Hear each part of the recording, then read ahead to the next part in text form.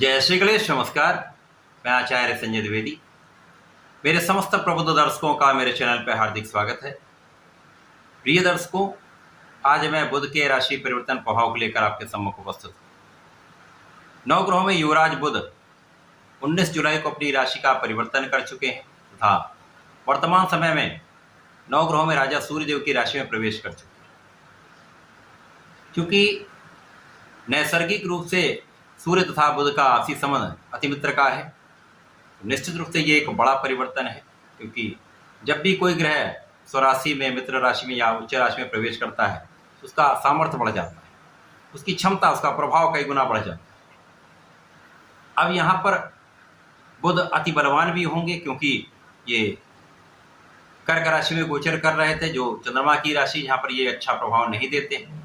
इसके साथ ही साथ ये राहु के दृष्टि प्रभाव में थे, जिसके कारण जड़ दोष बना हुआ था। अर्थात जो बुध के कारकत्व के भाव होते हैं उनमें जड़ की स्थिति बन जाती। जड़ का अर्थात जैसा है वैसा ही रहेगा, कोई उसमें वृद्धि नहीं हो। तो उस जड़ दोष का प्रभाव भी कहीं ना कहीं कुछ समस्याएं उत्पन्न कर रहा था, जिसका लाभ आप लोग नहीं ले पाए। अब क्योंकि नवग्रहों में बुध ही एकमात्र ऐसे ग्रह हैं जो अपना संपूर्ण प्रभाव अति शीघ्र दे देते हैं, क्विक रिस्पॉन्स प्लैनेट है। इसी प्रकार से बुध का इस समस्त क्षेत्रों में, संपूर्ण जगत में अपना कार्यकत्व है। क्योंकि जहाँ पर बुद्धि से संबंधित कार्य है, ज्ञान का कार्य है, शिक्षण का कार्य है, कोई भी व्यापार हो, चाहे वो छोटा सा व्यापार हो अथवा इंडस्ट्री हो, शोरूम हो, जहाँ पर कैलकुलेशन है वहाँ पर बुध है, जहाँ पर ज्ञान है वहाँ पर बुध है, जहाँ पर वाणी है वहाँ पर बुध है, जहाँ पर बुद्धि है वहाँ पर बुध है।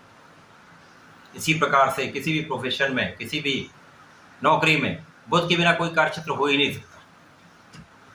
कला क्षेत्र का संपूर्ण कार्यकत्व बुध के अंतर्गत आता है। तो बुध का एक अच्छी अवस्था में परिवर्तन होना, महाबलवान स्थिति बनना निश्चित रूप से समस्त राशि के जातकों के लिए कुछ विशेष लाभ देने वाला है। परंतु ये अलग अलग राशि के लिए अलग अलग भाव में बनेगा, अलग अलग स्थानों पर बनेगा, उसी के अनुसार ही परिणाम की प्राप्ति हो। आज मैं कन्या राशि के लिए, जो बुध की ही उच्च राशि है, बुध के इस राशि परिवर्तन का किस प्रकार का परिणाम प्राप्त होगा, किन किन भावों में प्रबलता आएगी, इस समय का कैसे आप उपयोग और लाभ ले पाएंगे, यदि कहीं पर कोई समस्या तो उसका कैसे निस्तारण करना है, संपूर्ण विश्लेषण मैं पूर्ण तरीके के साथ करने लगा। प्रिय दर्शकों, इस राशि फल को आप अपने चंद्र राशि के आधार पर देखें। अर्थात आपकी जन्म कुंडली में यदि 6 नंबर में चंद्रमा है तो आपकी कन्या राशि। कन्या राशि के लिए यदि हम स्थितियों का अवलोकन करें तो लग्न में ही केतु का गोचर चल रहा है। अर्थात राहु की सीधी दृष्टि का प्रभाव आपके लग्न पर है। तो जब तक राहु रहेंगे तब तक आपके लिए कुछ न कुछ समस्याएं यहाँ पर बनाते रहेंगे, देते रहेंगे, आपको कष्ट देते रहेंगे, क्योंकि उनका एक प्रभाव विषाक्त है। यद्यपि बुध के मित्र हैं, परंतु जो उनका एक नैसर्गिक रूप है, प्रभाव है, वो कहीं पर भी बदलता नहीं। राहु के बारे में यदि आप विस्तृत रूप से जानना चाहते हो तो मेरा एक पूरा राहु पर सीरीज मैंने बनाई, उन वीडियोस को आप देखकर राहु का संपूर्ण प्रभाव जान सकते हैं। तो राहु जब सप्तम भाव में होंगे तो निश्चित रूप से जीवन साथी के साथ कहीं न कहीं समस्या उत्पन्न कर ही रहे, आपको भी मानसिक, शारीरिक तथा आर्थिक रूप से यहाँ पर कहीं ना कहीं कष्ट दे रहे, क्योंकि राहु का प्रभाव इन्हीं भाव पर है। आपके ऊपर, आपके मन को या संतुलित करते हैं, एक भ्रम डालते हैं, आपके परिश्रम को कम करते हैं। जब आप परिश्रम नहीं करेंगे, आपका मन भी भ्रमित होगा, तो आप कंसंट्रेट नहीं कर पाएंगे अपने किसी भी कार्यक्षेत्र में हो, किसी भी प्रोफेशन में हो, व्यापार में, वहाँ पर आपका कंसंट्रेशन अच्छा नहीं होगा, आप पूर्ण परिश्रम नहीं कर पाएंगे, तो आपका लाभ कम हो जाएगा। तो निश्चित रूप से ये कहीं ना कहीं समस्या करता है, शारीरिक समस्या भी देता है। अब यहाँ पर बुध जो है वो 12वें भाव में गोचर करना प्रारंभ कर रहे हैं। अब 12वां भाव जो कि त्रिक भाव है, केवल सूर्यदेव को छोड़कर समस्त ग्रहों का प्रभाव निर्बल होता है। बुध वैसे भी बड़े सौम्य ग्रह हैं, सेंसिटिव प्लैनेट हैं। 12वें भाव में होंगे तो जो इनके कार्यकत्व का क्षेत्र वो निर्बल हो जाए। तो जो कन्या राशि के लग्न के जातक हैं उनके लिए कहीं ना कहीं यहाँ पर समस्या का समय है। अब लग्न का स्वामी 12वें भाव में होगा तो लग्न का क्षय होगा, अर्थात कहीं ना कहीं स्वास्थ्य समस्याएं बढ़ेंगी, मन का भ्रम बढ़ेगा, तनाव बढ़ेगा, व्यय बढ़ेगा, शारीरिक कष्ट में व्यय होगा, मानसिक कष्ट में व्यय होगा, अनावश्यक समस्याओं में व्यय होगा, अनवांटेड फियर यहाँ पर बढ़ जाता है। इसी प्रकार से कार्यक्षेत्र के भी स्वामी बुध हैं, कार्यक्षेत्र में भी उतार चढ़ाव की स्थिति यहाँ पर होने पर कार्यक्षेत्र का लाभ उतना आपको प्राप्त नहीं हो पाएगा।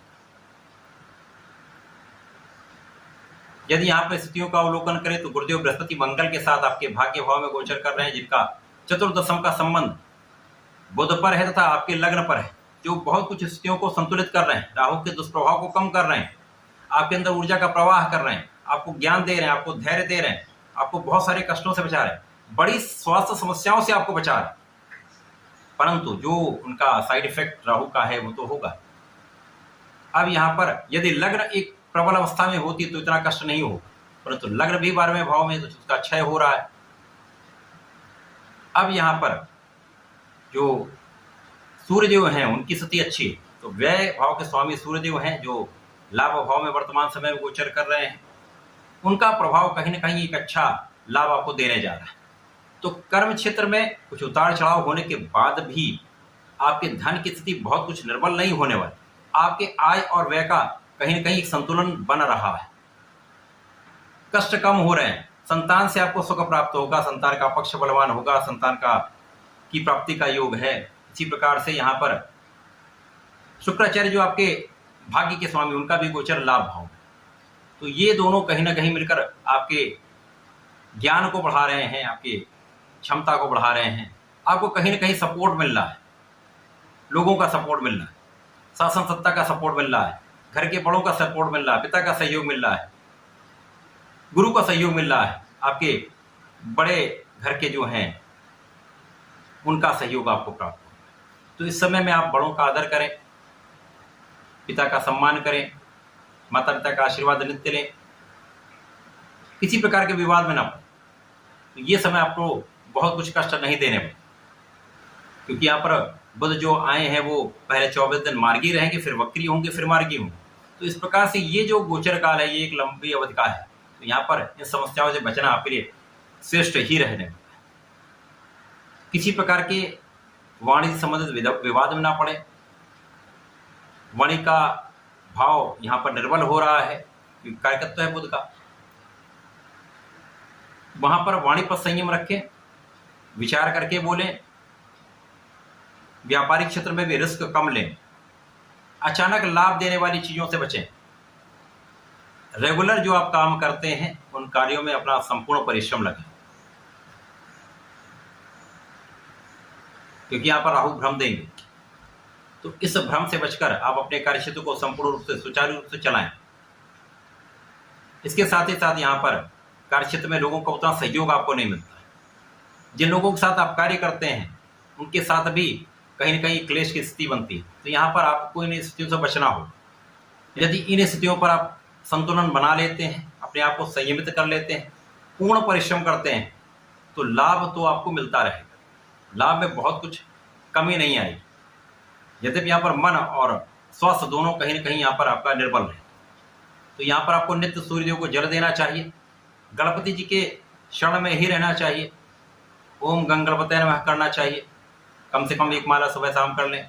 गणपति जी का संकटनाशन गणेश स्तोत्रम तो जीवन के समस्त संकटों का हरण कर देता है, उसको आप नित्य करें, सारे कष्टों से बचेंगे, दुष्प्रभाव से बचेंगे, लाभ भी बढ़ेगा।